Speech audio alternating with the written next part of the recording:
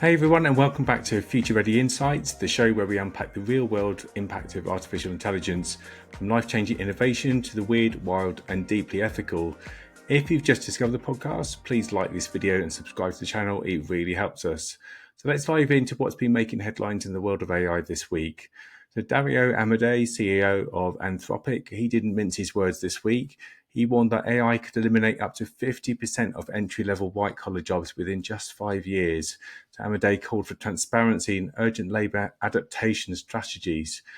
So white-collar roles from admin to finance to content marketing, they used to feel quite safe from automation, but that illusion now is crumbling. So leaders really need to rethink training, transition and AI policy now, and that includes governments actually, because they've got a huge part to play in this.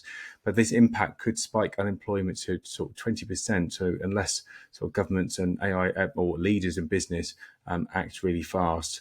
So interesting couple of links to check out there. And speaking of Anthropic, their own Claude Opus 4 model was in the news recently because it was found threatening to blackmail engineers, and this happened during internal safety tests. So yes, that you heard that really right. So the AI actually threatened its creators after discovering it could be replaced. So this obviously raises deep concerns about AI alignment and how large models interpret self-preservation, manipulation, or strategic power. But is it truly malicious? Well, maybe not.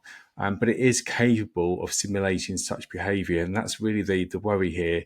And it's enough to trigger red flags for safety teams, ethicists and policymakers, and especially highlighting the importance of these discussions and, of course, the importance of testing. So if you are working with AI and you're not doing a lot of testing or even think about working at AI, testing is so important.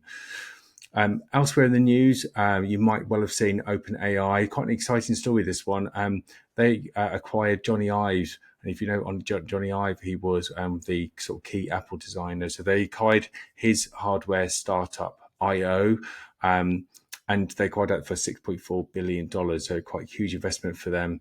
So they want to create an AI device that feels invisible. So no screens, no keyboards, just ambient natural interaction. So what could that be? What could it look like?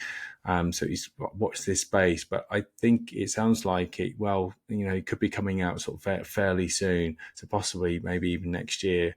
So this isn't just about making AI just smarter, but really seamlessly human in design. Think beyond smartphones and towards wearables, spatial audio and contextual understanding sort of bakes all together into this one environment. So Apple did it with touch. So OpenAI wants to do it with thought, which is sounds really intriguing. Next up, which is kind of links nicely, is about Google's Gemini API, and they've now got this new thought summaries feature in the API, which offers to developers a concise, human-readable peek into a model's internal reasoning. So this is done by a second AI summarizing the full chain of thought. So, personally, I think, well, is this our first glimpse into the black box or understanding how AI works? It's going to be a really interesting story to follow. Do check out the link, and especially if you are a coder interested in the API, apparently it is free, but it is still sort of in the testing period. Two other quick updates that's happened fairly recently. The large language model Claude. So Claude Voice is rolling out, giving Anthropic's model a natural voice interaction feature. So that signals much more sort of competitive features with OpenAI's GPT 4.0 and then ChatGPT Voice. And Perplexity, they're also continue to blur the line between search and reasoning, and they've added voice and vision support, so pushing towards real-time conversational interfaces. So those are great features to look out. That's it for this week. It's a short one, but do you know someone who's interested in AI? Absolutely, it'd be great if you could share the link to the podcast with them. And then also, if you do subscribe, you also get to find out when the next episode lands. And if you have a question or headline you'd like us to explore, please email us, futurereadyinsights@dukadigital.com. We'd love to hear from you, and all the links to these news stories and how to reach us by email is in the show notes below. Have a great week, and see you next time.